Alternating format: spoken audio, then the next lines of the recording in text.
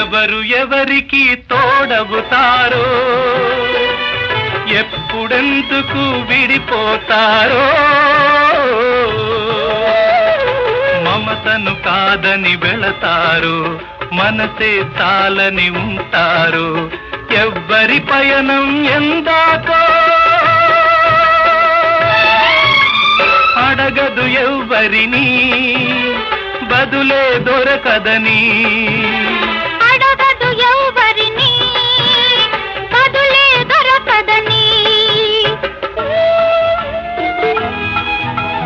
కడుపు తీపికి రుజువేముంది, అంతకు మించిన నిజమేముంది. కాయే చిట్టుకు బరువైతే చిట్టును భూమి మోస్తుందా? ఇప్పుడు తప్పును తెలుసుకొని